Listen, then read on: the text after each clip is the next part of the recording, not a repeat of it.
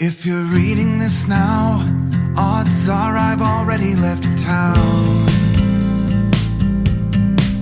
A few cities in between the new skyline where I'm looking down.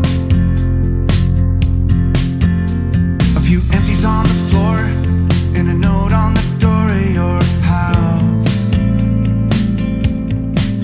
And this silence reminds me of what's left behind me for now. There's a broken down car parked outside the barn